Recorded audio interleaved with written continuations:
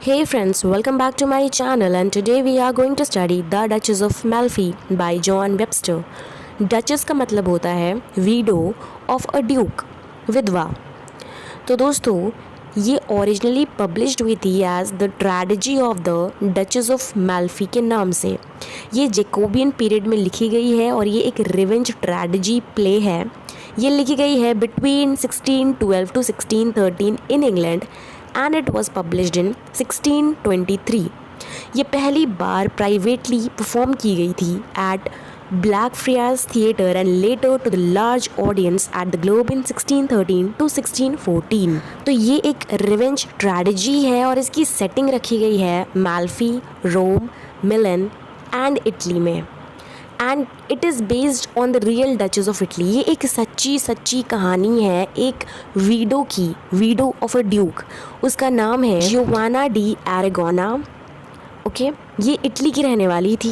तो हर बार की तरह मैं आपको पहले कैरेक्टर्स एक्सप्लेन करूंगी। तो पहला कैरेक्टर है the duchess, that is protagonist. दूसरा एंटोनियो बोलोगना, ये खजांची थे और बाद में फिर ये डचेस से शादी कर लेते हैं। Next is cardinal and Ferdinand, ये दोनों भाई है डचेस के। नेक्स्ट इज़ डैनियल डी बॉसला, ये सर्वेंट है कार्डिनल का। Cariola is the personal servant of duchess. Delio Antonio का फ्रेंड है। जूलिया कार्डिनल की मिस्ट्रेस है, लेकिन बाद में she fell in love with Bosola. तो दोस्तों एक्ट 1 शुरू होता है in the court of Malfi Italy में और यहाँ पर दिखाते हैं कि इसकी जो रानी है वो है डचेस और वो रिसेंटली विधवा हुई है। बहुत ही कम उम्र में उसके पति की डेथ हो गई है और वो अपने इटालियन टाउन में माल्फी में राज्य करती है। इसका एक खजांची है। तो खजांची क्या होता है दोस्तों, जो पैसे वैसे मैनेज करता है उसे हम कहते हैं खजांची। तो एंटोनियो इसके खजांची हैं और एंटोनियो अभी अभी फ्रांस से वापस आया है back to the court of Duchess of Malfi. उसके बाद एंट्री होती है डचेस के दो भाइयों की। पहला नाम है कार्डिनल, दूसरा फर्डिनेंड। तो डचेस का बड़ा भाई कार्डिनल बहुत ही रैशनल है, मतलब कोल्ड है, अनअफेक्शनेट है, अनफ्रेंडली से हैं और वो रोमन कैथोलिक चर्च के प्रमुख हैं। तो प्रमुख को ही बोलते हैं कार्डिनल। इनका नाम भी है कार्डिनल, इनका पोस्ट भी है। दूसरे भाई फर्डिनेंड काफ़ी गुस्से वाले हैं, खरी खोटी हर किसी को सुना देते हैं अगर उनको गुस्सा आ जाए तो। एंटोनियो महल के दो नौकरों के साथ बातें कर रहा था डचेस के दो भाइयों के बारे में कि वो काफ़ी घमंडी हैं और वहीं उन दोनों को डचेस से कंपेयर कर रहा था कि कहाँ डचेस और कहाँ उनका भाई। डचेस काफ़ी अच्छी हैं लेकिन उनका भाई अच्छा नहीं है दोनों। कार्डिनल का एक सर्वेंट होता है जिसका नाम है बजोला।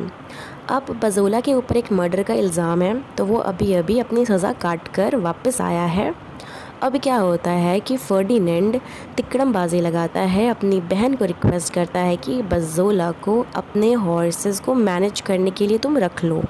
और जब सब लोग चले जाते हैं तो दोनों भाई अपना रियल इंटेंशन है वो रिवील करते हैं कि वास्तव में वो क्यों उसको कह रहे हैं कि वो अपने घोड़ों की रखवाली के लिए रखवा लो, क्योंकि बजोला उनके लिए उनके बहन पर नज़र रखने का काम कर सके। अब बजोला को बुलाया जाता है और कहते हैं कि हमारा ये प्लान है, लेकिन बजोला बेमन से हाँ कर देता है। वैसे तो डचेस काफ़ी यंग है, काफ़ी कम उम्र में विडो हो गई, लेकिन उसके दो भाई नहीं चाहते हैं कि उसका घर बसे। और वैसे भी दोनों भाई काफ़ी डरा धमका चुके थे डचेस को कि तुम दूसरी शादी करने का सोचना भी मत। और फर्डिनेंड जो है वो तो जान मारने की धमकी तक दे देता था।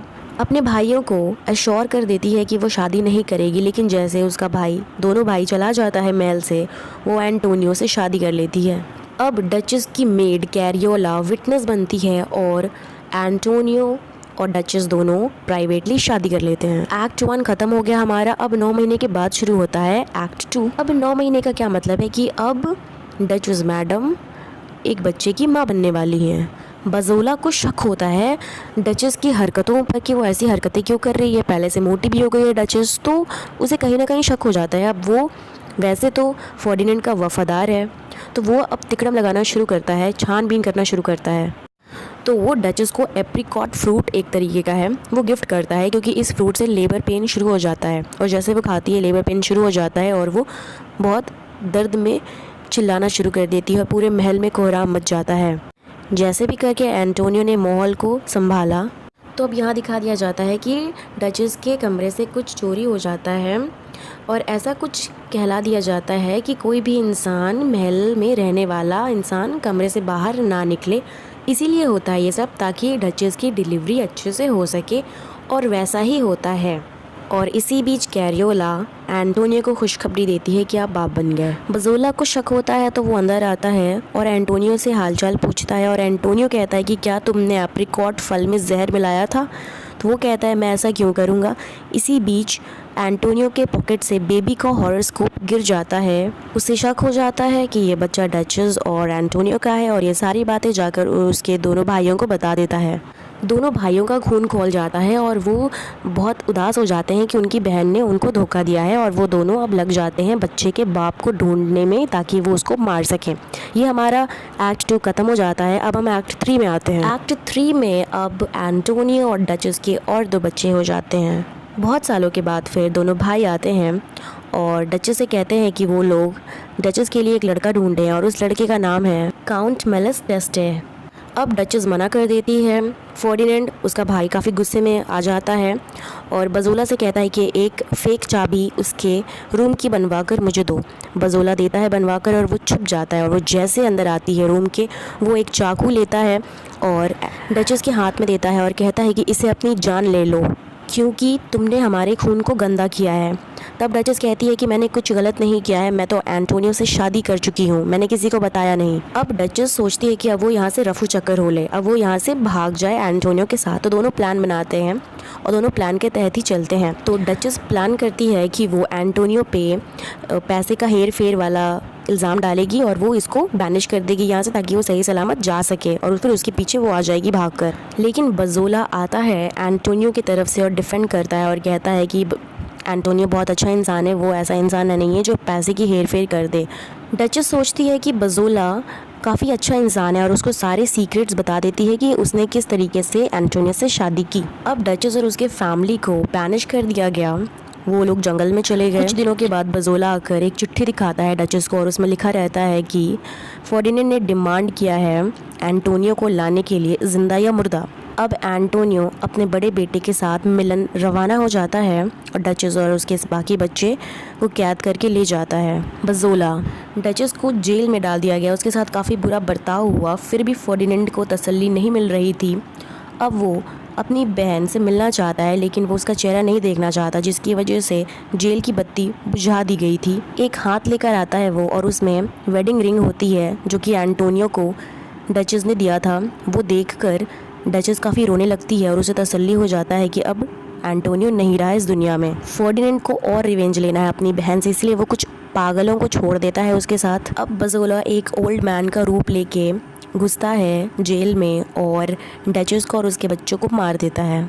लेकिन डचेस में थोड़ी जान बची थी, तो बजोला जाकर उसको बताता है कि तुम्हारा पति ज़िंदा है, लेकिन बाद में डचेस मर ही जाती है, लेकिन तसल्ली से मरती है कि उसका पति जिंदा है। अब डचेस का बड़ा भाई कार्डिनल काफ़ी शातिर इंसान है, वो देखता है कि उसका भाई पागल हो चुका है, बहन मर चुकी है। अब वो सोचता है कि एंटोनियो को मार दिया जाए। कार्डिनल की बीवी जूलिया को हो जाता है बजोला से प्यार। अब बजोला जूलिया को कहता है कि अब मुझे मेरे हिस्से के पैसे दो और सारा का सारा इल्ज़ाम कार्डिनल के सर पे सौंपो।